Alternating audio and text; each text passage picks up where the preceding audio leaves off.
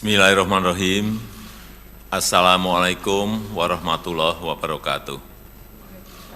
Selamat siang, salam sejahtera bagi kita semuanya. Om Swastiastu, Namo Buddhaya, salam kebajikan. Bapak, Ibu, dan saudara-saudara sekalian yang saya hormati, pemerintah telah berupaya sekuat tenaga untuk melindungi rakyat dari gejolak harga minyak dunia. Saya sebetulnya ingin harga BBM di dalam negeri tetap terjangkau dengan memberikan subsidi dari APBN.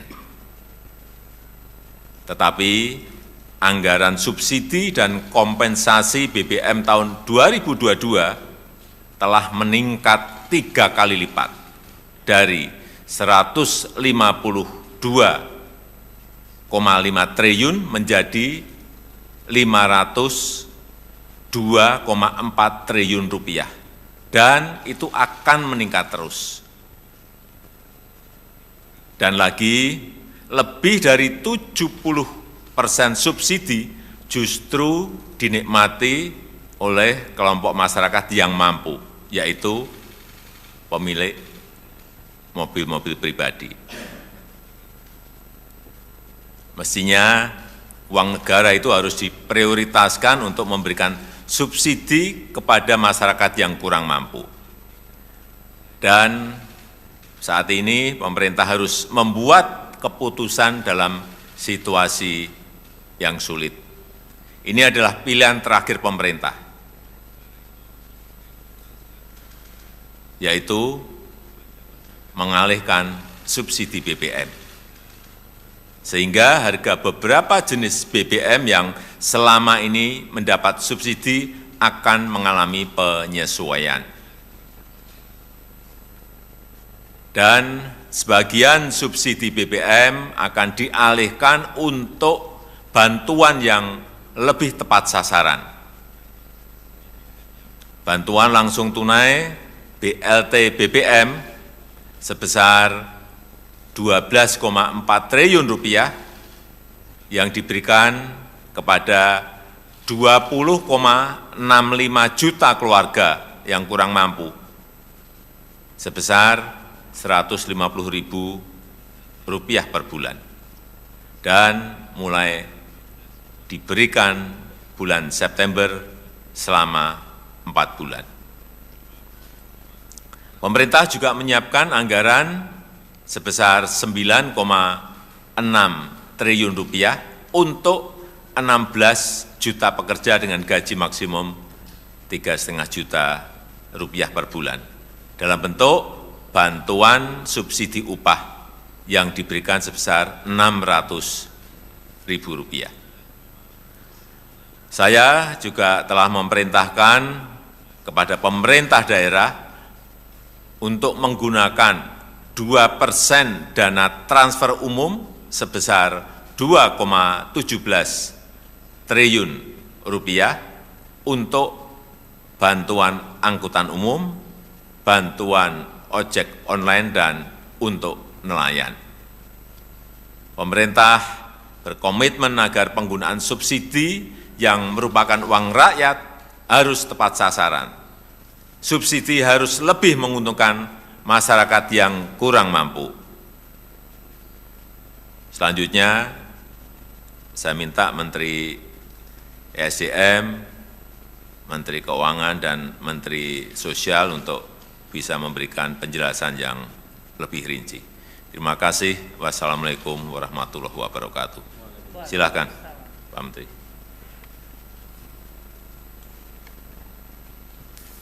Bismillahirrahmanirrahim. Assalamualaikum warahmatullahi wabarakatuh. Hari ini tanggal 3 September tahun 2022 pukul 13.30 pemerintah memutuskan untuk menyesuaikan harga BBM subsidi antara lain Pertalite dari Rp7.650 per liter menjadi Rp10.000 per liter. Kemudian solar subsidi dari Rp5.150 per liter menjadi Rp6.800 per liter. Pertamax non subsidi dari Rp12.500 per liter menjadi Rp14.500 per liter.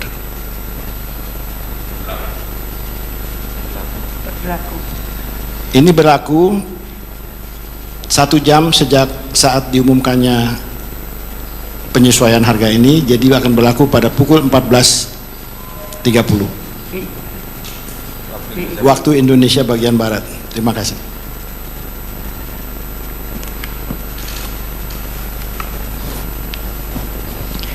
Terima kasih. Bapak Presiden telah menyampaikan kepada masyarakat mengenai kenaikan dari subsidi yang disediakan oleh anggaran pendapatan belanja.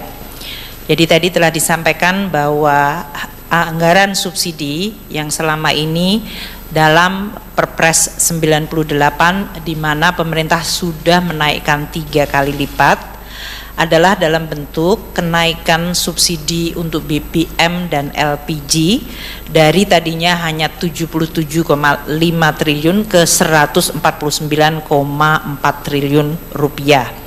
Sedangkan untuk listrik dari 56,5 triliun naik ke 59,6 triliun rupiah, dan kompensasi untuk BBM dari 18,5 triliun menjadi 252,5 triliun rupiah, dan kompensasi untuk listrik naik dari 0 menjadi 41 triliun, sehingga total subsidi dan kompensasi untuk BBM, LPG, listrik itu mencapai 502,4 triliun. Angka 502,4 triliun dihitung berdasarkan rata-rata dari ICP yang bisa mencapai $105 per barel dengan kurs Rp14.700 per dolar Amerika, dan volume dari Pertalite yang diperkirakan akan mencapai 29 juta kiloliter, sedangkan volume dari solar bersubsidi adalah 17,44 juta kiloliter. Masyarakat saat ini bertanya karena harga minyak dalam sebulan terakhir agak mengalami penurunan. Kami terus melakukan penghitungan dengan harga minyak ICP yang turun ke $90 sekalipun, maka subsidi masih akan, atau harga rata-rata 1 tahun ICP itu masih di 98,8 atau hampir $99, atau kalaupun harga minyak turun sampai di bawah 90, maka keseluruhan tahun rata-rata subsidi rata-rata ICP Indonesia masih di $97. Nah, dengan perhitungan ini maka angka kenaikan subsidi yang waktu itu sudah disampaikan di media dari 502 triliun tetap akan naik, tidak menjadi 698 namun 653 triliun kalau harga ICP adalah rata-rata 99, yaitu tadi turun ke $90 sampai Desember. Sedangkan kalau harga ICP di 85 sampai Desember, maka kenaikan subsidi akan tetap yaitu 502 triliun menjadi 640 triliun. Ini adalah kenaikan 137 triliun atau 151 triliun tergantung dari harga ICP. Perkembangan dari ICP ini harus dan akan terus kita monitor karena memang suasana geopolitik dan suasana dari proyeksi ekonomi dunia masih akan sangat dinamis. Kami akan terus mengalokasikan subsidi bagi masyarakat tadi antara 591 apabila harga ICP-nya ada di 85 atau 605 triliun apabila harga ICP di 99. Apabila harga ICP di atas 100, maka total subsidi kepada masyarakat dalam bentuk BBM masih akan mencapai 649 triliun. Inilah yang tadi disampaikan oleh Bapak Presiden, maka sebagian dari tadi belanja yang tadinya adalah untuk keseluruhan subsidi adalah digunakan untuk memberikan bantuan sosial kepada masyarakat. Kita juga akan memantau dampak inflasi dan pertumbuhan ekonomi serta kemiskinan dari kenaikan BBM yang diumumkan oleh Bapak Menteri ESDM. Kita perkirakan dengan adanya bansos yang diberikan tambahan 24,17 triliun, maka kita bisa menahan pertambahan jumlah kemiskinan sehingga tetap bisa kita jaga dan bahkan kita upayakan menurun melalui program-program pemerintah lainnya. Demikian Bapak Presiden, terima kasih. Terima kasih. Jadi kami ingin menjelaskan bahwa saat ini dari rencana 20,65 juta KPN penerima manfaat itu sudah siap salur di PT POS 18.486.756. Sisanya sebesar sedang proses cleansing, karena seperti kita ketahui misalkan kita ngumumkan hari ini jam ini 1 jam atau berapa menit kemudian ada yang meninggal, jadi kita perlu cleansing. Masih ada 313.244 keluarga penerima manfaat di PT POS yang sedang kita cleansing bersama. Nah, pemberian ini akan kita berikan 150.000 4 kali, namun kita berikan dalam 2 tahap. Jadi per tahapnya Rp300.000 kita berikan per September ini, dan nanti pada awal Desember kita berikan yang kedua. Nah, di dalam perjalanan itu, apabila tadi untuk mengantisipasi itu, maka warga bisa mengusulkan. Kami punya situs namanya Usul Sanggah, jadi warga bisa mengusulkan dirinya sendiri ke dalam program Usul Sanggah itu, dan kami akan cek di lapangan antara daerah dengan pendamping kami. Kami punya pendamping 70.000 di seluruh Indonesia.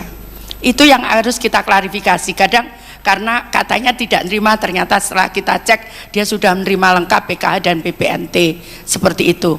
Nah, itu perlu kita klarifikasi data itu.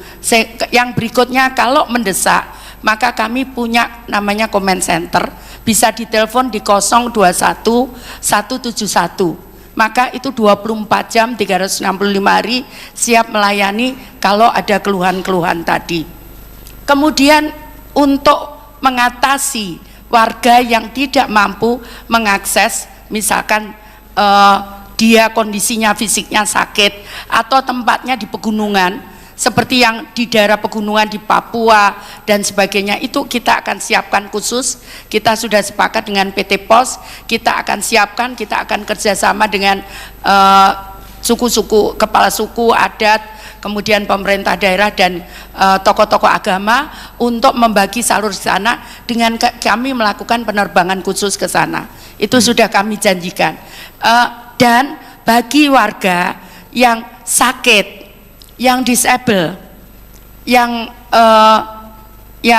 mungkin juga tidak perlu datang ke kantor pos, cukup di rumah, maka PT POS akan mengantar ke rumah.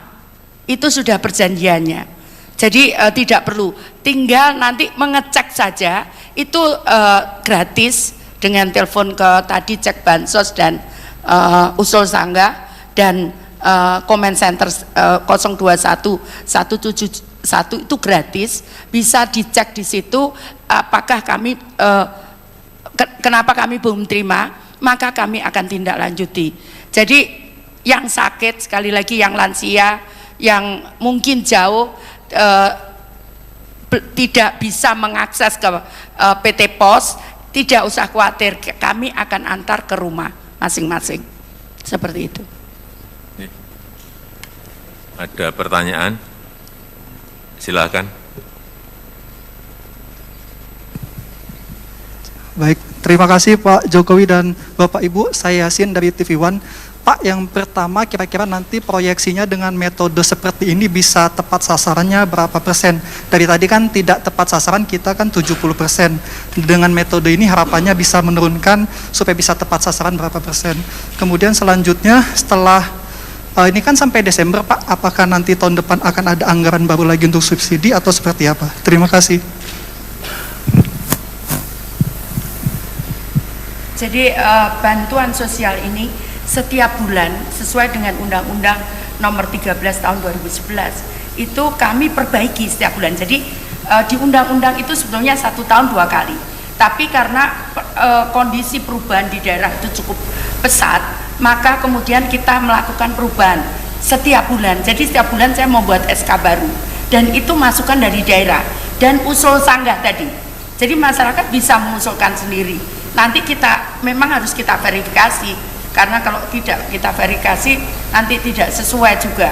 Jadi tetap kita verifikasi. Nah, itu masukan itu kita perbarui setiap bulan. Itu dari daerah. Karena memang di Undang-Undang Nomor 13 Tahun 2011 itu kewenangan data itu ada di daerah. Itu.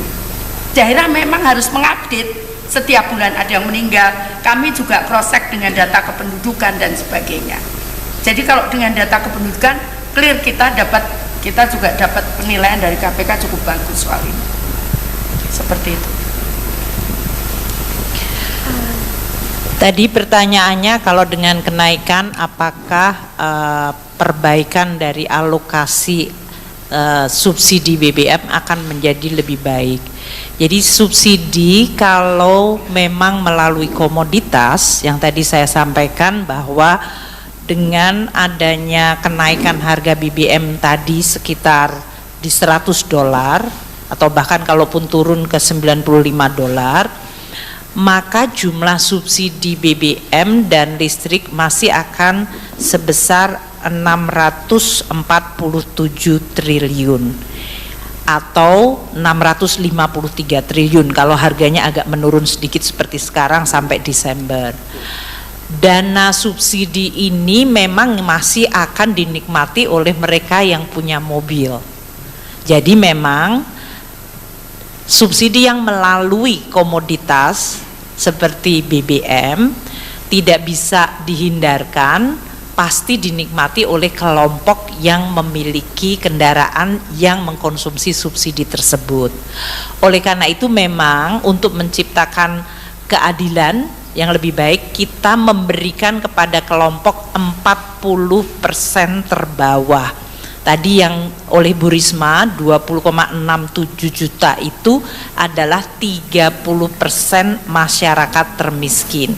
Kemudian yang dari Ibu Menaker untuk 16 juta itu kira-kira bisa mengcover hampir mendekati 50% masyarakat yang dalam posisi ekonomi terbawah. Itulah yang disebutkan 24,17 juta adalah untuk mereka. Pertanyaan kedua, untuk tahun depan di dalam Undang-Undang APBN dan sekarang masih dibahas dengan DPR, kita mengajukan subsidi BBM sebesar 336 triliun. Dan kalau ini pun dengan tadi kenaikan yang diumumkan oleh Menteri ESDM, kita kemungkinan masih akan ada tambahan 100 triliun lagi adanya kurang bayar tahun ini yang masuk ke 2023. Jadi ini nanti yang akan dibahas oleh kami dengan DPR untuk Undang-Undang APBN 2023 yang akan selesai akhir September pembahasannya. Namun Presiden Jokowi telah menyampaikan di dalam nota keuangan RUU APBN tahun 2023 itu sudah dicadangkan 336 triliun rupiah untuk subsidi BBM. Saya kira tadi sudah jelas semuanya disampaikan oleh para menteri dan saya tutup. Assalamualaikum warahmatullahi wabarakatuh.